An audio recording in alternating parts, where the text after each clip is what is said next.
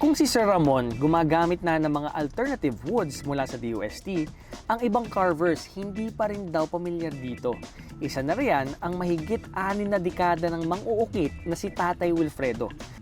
Batikuling na raw talaga ang nakasanayan niyang gamitin sa pag-uukit kahit noong nagsisimula pa lamang siya. Paano po ba kayo nagsimula dito sa hanap buhay na to? Simula ako nung ako'y 9 na taong gulang pa lang. Kahirapan namin sa buhay. Di nag-aral na agad ako ng ukit para ako kumita ng pera. Yun na rin ang naging source ko ng pag-aaral ko. Develop ako ng husto para lagi kami magkakapera pag nag-ukit. Nag-ukit. Oo. Yung mga anak ko na pag-aaral ko dyan. Sa pag-uukit. Nung ako magpapakasal, wala akong hawak na pera. Pero marami naman ang umorder sa akin. Sabi ko, magpapakasal na ako, marami akong pera ngayon. Bumili ako ng baboy, pinalagaan ko.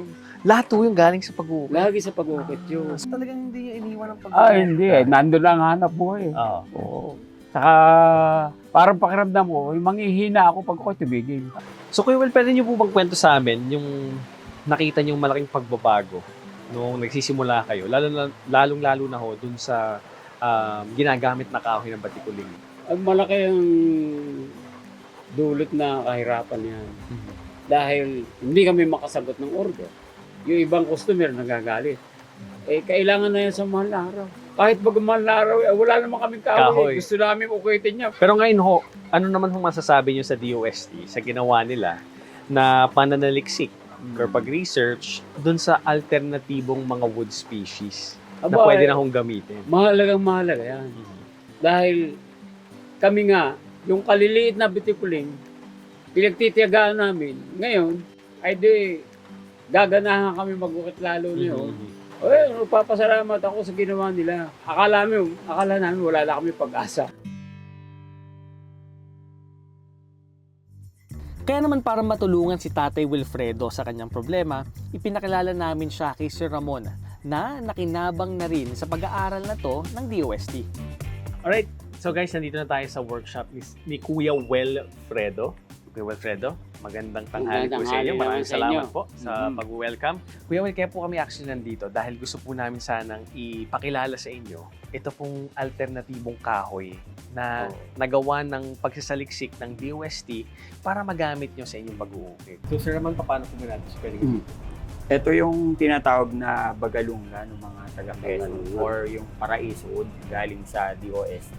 At isa rin siyang magandang alternatibo para sa kahoy na batikuling.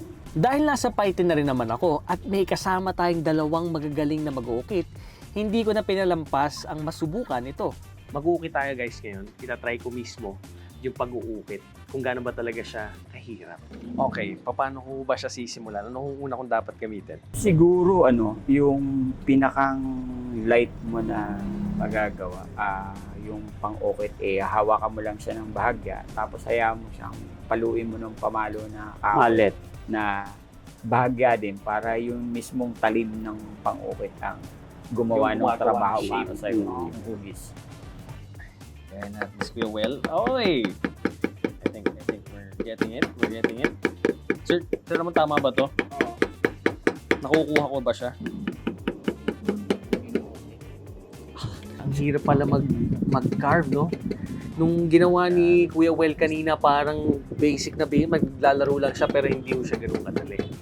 So, Sir Ramon, kindly show us, ano kayang magiging advantages ng paggamit ni Kuya Will nung kahoy na to? Yung agarang meron ka kaagad na makukuha kasi nga hindi siya ipinagbabawal ng DENR.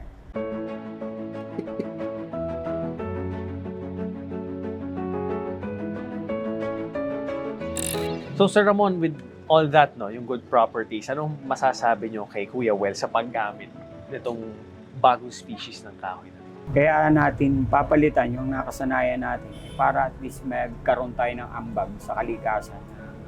Kung ipagbabawal or ipinagbabawal na yung pagputol ng punong kahoy, lalo na yung batikuling, mas maganda na sundin natin sinusulong ng DOST para at least may ambag na tayo at di pa rin naman mawala sa atin yung titulo na tayo pa rin yung mag-uukit ng kahoy. Tayo, Kuya Will, sa inyong palagay, anong masasabi nyo na meron ng bagong mga kahoy na species na hindi lamang yung batikuling na pwedeng gamitin? Ay, di, lalakas ang loob namin halimbawa tumanggap ng order.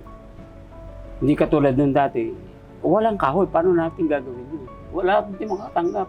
Pag gumamit kami ng kahoy, na iba, nare-reject. Ngayon ito, kailan subukan na ito para hindi nga ma-reject kung marami na kami na-produce niya.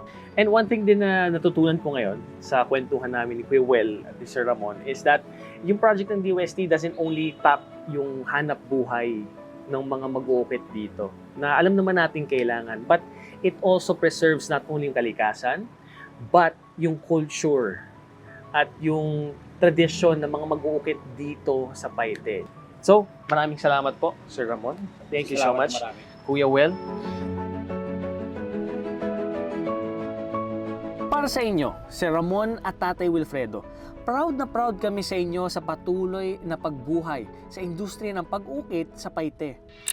In the little streets of this town in Laguna, we have discovered big talent and amazing passion towards the craft. With the help of DOST's project of researching alternative wood species para mabuhay ulit ang pag-uukit, nagkaroon ng panibagong sigla ang mga tao dito sa Paite. Hindi lamang nabuksan ulit yung hanap buhay ng pag-uukit, but DOST, Science and Technology and Innovation, has opened a new road. Binigyan ng panibagong pagkakataon na umukit ng panibagong kinabukasan patungo sa mas masagana, mas masaya, at mas masiglang buhay ulit ang Paite. So this has been your co-host, Jego with the J. Balikan naman natin si Secretary. Sec, okay ba yung carving ko? Wow! First time sa charm talaga, Jego. Tunay ngang kahanga-hanga ang galing at pagkamalikhain ng mga manguukit ng mga taga-Paete, Laguna. Ang kanilang husay, hindi lang nakaukit sa kanilang mga kahoy, kundi pati na rin sa kanilang pagkatao. Hindi masamang kumita ng pera, pero dapat ay hindi rin ito na ikokompromiso ang halaga ng kalikasan. Dahil sa pag-unlad ng isang bayan at kabuhayan, mahalaga na napapangalagaan din natin ang ating kapaligiran at likas yaman. Samahan ninyo ulit kami sa mga susunod na episode. Ito ang Siyensika, agham sa aksyon, solusyon sa araw-araw. Dahil science is for the people, one DOST for you.